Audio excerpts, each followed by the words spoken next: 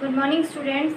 Students, we have started your fourth chapter of civics, that is electoral politics.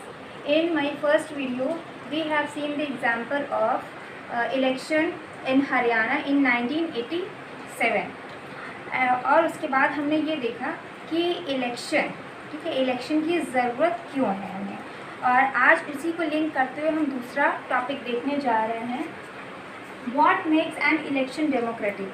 कि election तो ज़रूरी है democratic country के लिए, लेकिन इलेक्शन किस तरह से डेमोक्रेटिक बनाया जाए ये बहुत ज़्यादा इम्पॉर्टेंट है। तो ये चीज़ें हमें आज देखनी है। इसमें आप देखो कि ये जो पॉइंट्स हैं, ये पॉइंट्स हमें बताएंगे कि हम इलेक्शन को डेमोक्रेटिक कैसे बना सकते हैं। तो इसमें जो फर्स्ट पॉइंट है ये है वोटिंग राइट। कि जो कंट्री है अगर वो इलेक्शन प्रोसीजर को फॉलो करता है तो उसमें वोटिंग राइट्स, ठीक है, वोटिंग राइट्स होने बहुत ज़्यादा ज़रूरी है। और वोटिंग राइट्स दैट मीन्स कि जो भी सिटीज़न है जिनकी एज 18 या 18 साल से ज़्यादा हो गई है उन्हें वोटिंग राइट मिलना चाहिए। क्योंकि अगर वोटिंग राइट नहीं मिलेंगे तो वोटर्स कैसे अपने कैंडिडेट को सिलेक्ट करेंगे, कैसे जो है वो अपने रिप्रेजेंटेटिव्स को सिलेक्ट करेंगे, ठीक है। तो जहाँ भी वोटिंग राइट्स हैं तो वो जो है इलेक्शन प्रोसीजर को डेमोक्रेटिक बनाता है। अब सेकेंड पॉइंट देखिए, there should be something to choose from.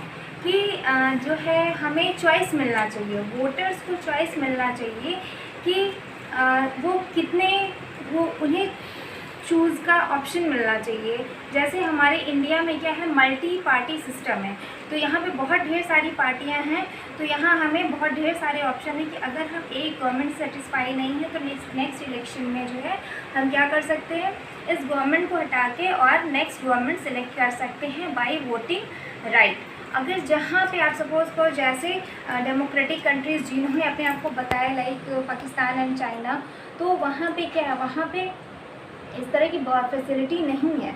एक पार्टी है जो वो इज़ ऑलवेज डोमिनेटिंग, कि उसी पार्टी को रूल करने का मौका हमेशा मिलता है। लेकिन जहाँ भी मल्टी पार्टी सिस्टम है वहाँ पे क्या है, वहाँ पे आपके पास बहुत ढेर सारे ऑप्शन हैं कि आप अपनी गवर्नमेंट को जो है हटा के दूसरी गवर्नमेंट बना सको, ये आपके सेटिस्फेक्शन लेवल पे है। अब आप देखो, election should be held regularly after every 5 years। कि जहाँ भी इलेक्शंस हैं, जो भी प्रोसीजर इलेक्शन का है, तो हमारे इंडिया में बेसिकली टेन्योर जो है वो 5 years दिया गया है। 5 years का टेन्योर है कि जो भी रूलिंग पार्टी यहाँ पे आएगी वो 5 साल जो है यहाँ वर्क करेगी, 5 साल के बाद जो है इलेक्शन होंगे। तो ये जो एक पैटर्न है कि हर 5 साल के बाद हमें एक मौका दिया जा रहा है अपनी गवर्नमेंट को सिलेक्ट करने का, ये जो है इलेक्शन प्रोसीजर को डेमोक्रेटिक बनाता है। जहाँ पे हम इस चीज़ के लिए बाउंड नहीं है कि एक बार कोई गवर्नमेंट बनी है तो उसे हमें बहुत लंबे समय तक जो है ढूंढना है, बिल्कुल नहीं। 5 साल का टाइम दिया जाता है, 5 साल में वर्क करना है। और अगर 5 साल में आपने वर्क नहीं किया है तो क्या होगा, हम आपको चेंज कर सकते हैं। तो ये एक तरीका है जो कि हमारे इलेक्शन प्रोसीजर को डेमोक्रेटिक बनाता है। The candidate preferred by the people should get elected. ये देखिए यहाँ पे क्या है, कैंडिडेट, जो कैंडिडेट वोटर्स के द्वारा सिलेक्ट होंगे उन्हें ही रूल करने का मौका मिलना चाहिए। यहाँ पे कोई भी जो है फ्लक्चुएशन नहीं होना चाहिए कि कैंडिडेट ने सेलेक्ट किया किसी और को, लेकिन बाद में एनीहाउ कुछ ना कुछ चेंजेस करके किसी और को सामने एज ए कैंडिडेट सामने लाया गया है। नहीं, जिसे हमने सेलेक्ट किया है वही रूल करे, वही हमारे लिए लॉज बनाए। अब आप यहाँ पे देखो, फ्री एंड फेयर इलेक्शन, इसकी बात हमने सेकंड चैप्टर में भी की है। फ्री एंड फेयर इलेक्शन ये क्या होता है, ये किसी भी इलेक्शन को डेमोक्रेटिक बनाने के लिए बहुत ज़्यादा ज़रूरी है कि जहाँ डर्टी ट्रिक्स का इस्तेमाल ना हो, जहाँ इलीगल चीज़ें ना इस्तेमाल की जाए इलेक्शन को जीतने के लिए, जहाँ पे लोगों को ख़रीदा ना जाए। तो ये क्या है, फ्री एंड फेयर इलेक्शन। और जहाँ पे वोटिंग राइट्स जो है वो दिया गया हो, तो ये फ्री एंड फेयर इलेक्शन है जो कि बहुत ज़्यादा ज़रूरी है किसी भी इलेक्शन प्रोसीजर को डेमोक्रेटिक बनाने के लिए। सो स्टूडेंट्स, ये जितने भी पॉइंट्स हैं ये जो है पॉइंट्स हमारे इलेक्शन प्रोसीजर को डेमोक्रेटिक बनाते हैं। ओके, अब आप आइए नेक्स्ट पॉइंट पे। यहाँ पे हमें देखना है कि हम पॉलिटिकल इलेक्शन की बात कर रहे हैं, पॉलिटिकल कंपटीशन होगा ही होगा उसमें, क्योंकि हमारे यहाँ मल्टी पार्टी सिस्टम है।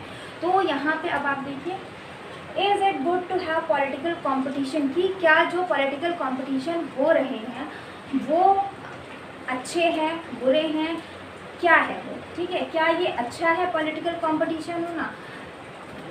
कंपटीशन अगर हम बात करें कंपटीशन की, तो आप देखो कि हर जगह कंपटीशन तो है, क्लास में भी आपकी कंपटीशन है, ठीक है, लेकिन डिफरेंस होता है कि एक हेल्दी कंपटीशन होता है, लेकिन यहाँ सिर्फ हम बात करें पॉलिटिकल कंपटीशन की।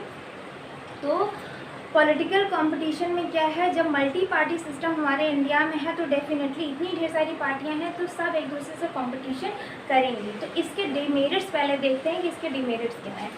डिमेरिट्स क्या है, it creates disunity and factionalism that is based on caste and religion. ये स्टूडेंट्स आप देखिए, this word is very new to you, that is factionalism. Factionalism that means to divide the locality in the name of caste and religion. किसी चीज़ के नाम पे जो है आपकी लोकेलिटी के लोगों को जो है ग्रुप में डिवाइड कर दिया जाए, तो उसे कहते हैं फैक्शनलिज्म। और आपका ये जो पॉलिटिकल कंपटीशन है, ये जो है क्या करता है, डिसयूनिटी क्रिएट करता है कि आपकी जो ग्रुप, आपके जो लोकेलिटी के लोग हैं, आपके साथ के जो लोग हैं, उन्हें ग्रुप्स में डिवाइड कर देता है। लोग यहाँ पार्टीवाद करने लगते हैं, कुछ लोग अलग पार्टी को देते हैं, कुछ लोग अलग पार्टी को देते हैं, तो पार्टी के नाम पे जो है लोग अपने अलग अलग ग्रुप बनाते हैं। Dirty tricks are used to win election. Election जीतना इतना इम्पॉर्टेंट है इंडिया में, बहुत ज़्यादा इम्पॉर्टेंट है कि लोग इसके लिए कुछ भी करने को तैयार होते हैं, और तरह तरह के जो है घटिया तरीके, तरह तरह के जो है डर्टी ट्रिक्स यहाँ पे इस्तेमाल होते हैं। बूथ कैप्चरिंग बहुत ही नॉर्मल चीज़ है यहाँ पे। उसके बाद भी आप देखो कि इलेक्शन से पहले जो है लोगों को डाइवर्ट करना कि ये पार्टी अच्छी नहीं है, ये पार्टी, ये मेरी पार्टी अच्छी है, और उसके बाद लोगों को पैसे दे के, ब्राइब दे के अपनी तरफ कर लेना, ये सारी चीज़ें क्या, ये सारे डर्टी ट्रिक्स हैं। या लोगों को प्रेशराइज करना किसी भी तरह से, डरा के धमका के कि हाँ ये आपका वोट जो है, तुम्हारा वोट जो है हमारी पार्टी को मिलना चाहिए। तो तरह तरह के डर्टी ट्रिक्स इस्तेमाल होते हैं। ये डिमेरिट है, ये डिमेरिट है पॉलिटिकल कॉम्पिटिशन का। They do not make long term policies because of pressure. और इसकी डिमेरिट ये है कि जो भी जो है पावर में आता है, बहुत लॉन्ग टर्म पॉलिसी नहीं बनाता है, क्योंकि उसे पता है कि 5 साल का टर्म उसे दिया गया है, 5 साल के बाद फिर वो जो है पावर में आएगी या नहीं, वो पार्टी पावर में आएगी या नहीं आएगी। तो वो जो है बहुत लंबा पॉलिसीज़ कुछ नहीं बना पाते हैं, बल्कि उसके बजाय उनका ध्यान पार्टी को इलेक्शन कैसे जिताना है, नेक्स्ट इलेक्शन कैसे जीतना है, अभी से क्या तैयारी शुरू कर देनी, उस चीज़ पे वो ज़्यादा फोकस करते हैं। Good people do not want to come in the political world. आप ये देखो, ये बहुत बड़ा डिमेरिट है पॉलिटिकल कंपटीशन का कि जहाँ पे सारे डर्टी ट्रिक्स इस्तेमाल हो रहे हैं। तो हमारी कंट्री में बहुत से ऐसे लोग हैं, बहुत से ऐसे जेंटलमैन हैं जिनके पास हर तरह की कैपेबिलिटी है, लीडरशिप क्वालिटी है, जो कि इस कंट्री को अच्छी सर्विस दे सकते हैं, इस कंट्री को बहुत अच्छे से लीड कर सकते हैं। But they are not interested to come in this arena. वो बिल्कुल इस एरिया में, पॉलिटिकल वर्ल्ड में बिल्कुल नहीं आना चाहते, क्योंकि उन्हें ऐसा लगता है कि ज़िंदगी भर उन्होंने जो नाम कमाया है वो जो है पॉलिटिकल वर्ल्ड में कदम रखते ही उनका नाम ख़राब हो सकता है। वो अच्छा भी करेंगे तो भी लोग ब्लेम करेंगे, और चाहे वो जितनी भी कोशिश कर लें, एक बार पॉलिटिक्स में आने का मतलब है कि any how your name will be always drag in any scam और एनी स्कैंडल। तो टू अवॉइड दैट सिचुएशन, ये लोग क्या करते हैं कि सिचुएशन से बचने के लिए ऐसे अच्छे लोग जो है सर्विस नहीं दे पाते हैं हमारी कंट्री को। So student, these were all the demerits of political competition. लेकिन जहाँ डिमेरिट है तो मेरिट भी ज़रूर होगी, हर एक चीज़ के मेरिट और डिमेरिट्स होते ही हैं। उससे भी बड़ी बात ये है कि जब हमारा कॉन्स्टिट्यूशन जो इतने लोगों ने मिल के बनाया है और इसमें इलेक्शन प्रोसीजर दिया है, मल्टी पार्टी सिस्टम लिया हुआ है यहाँ पे, तो ऐसा तो नहीं हो सकता कि ये लोग इतने नासमझ थे कि ऐसे ही बस पॉलिटिकल कंपटीशन या फिर इसमें मल्टी पार्टी सिस्टम दे दिया, इलेक्शन सिस्टम दे दिया। बहुत सोच समझ के उन लोगों ने हमारे कॉन्स्टिट्यूशन में इस चीज़ को रखा है, बहुत सोच समझ के। मतलब उनका ये सोचना था कि जहाँ पे मल्टी पार्टी सिस्टम होगी तो वहाँ पे लोग अपने नॉलेज और मोटिवेशन, एक दूसरे को देख के मोटिवेट होंगे और अपने नॉलेज को इस कंट्री को सर्व करने के लिए इस्तेमाल करेंगे। ठीक है, तो ये सोच के ये चीज़ें हमारे कॉन्स्टिट्यूशन में रखी गई हैं। तो अब इसके हम मेरिट्स देख लेते हैं कि पॉलिटिकल कंपटीशन के मेरिट क्या है। Merits: this competition motivates the representatives to work hard for the country. ये कंपटीशन जो है, जो भी आपके रिप्रेजेंटेटिव्स हैं उनको मोटिवेट करता है कि अच्छे से अच्छा काम करो, लोगों के लिए काम करो, ताकि पावर आपके हाथ में बनी रहे। अगर 5 साल बाद भी इलेक्शन होते हैं तो उसके बाद भी लोगों का ट्रस्ट आप में पूरा का पूरा बना रहा है। This is the merit. ये पॉलिटिकल कंपटीशन है तो ये उसकी बहुत बड़ी मेरिट है कि जहाँ मल्टी पार्टीज़ हैं और एक बार आपको चुन लिया गया है तो आप अपनी तरफ से 100% कोशिश करें कि लोगों का विश्वास आप में बना रहे। Second, political leaders get rewarded and punished also. इसमें क्या है, जो आपके रिप्रेजेंटेटिव्स हैं, ठीक है, तो उन्हें रिवार्ड और पनिशमेंट दोनों का सिस्टम है। रिवार्ड का सिस्टम ये है कि आपने उन्हें सिलेक्ट किया, इतने लोगों के बीच में, मल्टी पार्टी सिस्टम के बीच में आपने किसी एक को सिलेक्ट किया, that is the reward. And if you are not satisfied with in these 5 years तो you are going to select another one. तो यहाँ पे क्या है, ये एक पनिशमेंट है कि अब हम आपसे सेटिस्फाई नहीं है, पहले हमने आपको सिलेक्ट किया, अब हम सेटिस्फाई नहीं है तो I am going to give you punishment and this time I am not going to give you elect as my representative. Okay, now without this election becomes pointless. Without this means without this political competition election becomes pointless. ये तो बहुत बड़ी चीज़ है कि अगर political competition जैसा कुछ ना हो तो जो आपके इलेक्शन प्रोसीजर है वो बिल्कुल पॉइंटलेस हो जाएगा। वहाँ पे अगर कंपटीशन नहीं है तो लोगों को एक दूसरे से बेटर बनने का जो है कोई सोच दिमाग में नहीं आएगा कि हमें ये भी अच्छे से करना है, वो भी अच्छे से करना है। बिल्कुल नहीं, वो बिल्कुल डल फॉर्मेट में हो जाएगा कि ठीक है, हो रहा है, कौन है मेरे अलावा, कौन है, ये वाला एक चीज़ शुरू हो जाएगी, मेरे अलावा कौन है, रूल तो हमें ही करना है। लेकिन जहाँ मल्टी पार्टी सिस्टम है तो वहाँ पे कंपटीशन है, इस वजह से इसका जो एक पॉइंट है वो बना हुआ, इलेक्शन जो है बहुत इलेक्शन की इम्पोर्टेंस यहाँ पे बनी हुई है। Political leaders raise that topic which people thinks about.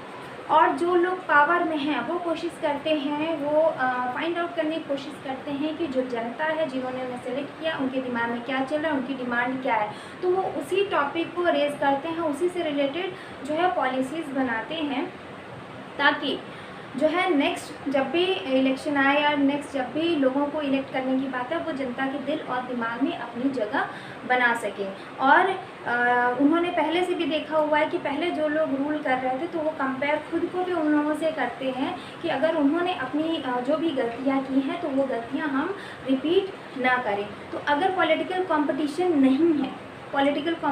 नहीं है तो इन लोगों को कोई ज़रूरत नहीं है कि वो आपके बारे में सोचे, रिप्रेजेंटेटिव को कोई ज़रूरत नहीं है कि वो आपके हितों के बारे में सोचे। अगर पॉलिटिकल कंपटीशन नहीं है, अगर मैं हूँ, मेरे अलावा यहाँ पे कोई नहीं है, तो मैं जैसे चाहूँ वैसे काम करूँ, मैं आपके हित का सोचूँ ना सोचूँ, मुझे पॉइंट आउट करने वाला भी कोई नहीं है, ठीक है। लेकिन जहाँ बहुत ढेर सारे लोग हैं, मुझे कम्पीट करना है, मुझे आगे बढ़ना है, तो मुझे आपके बारे में सोचना पड़ेगा। So students, these were all about your is it good to have political competition. So students, I think today's topic is clear to you.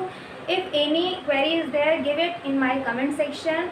Please like it, share it and subscribe my channel. Thank you very much.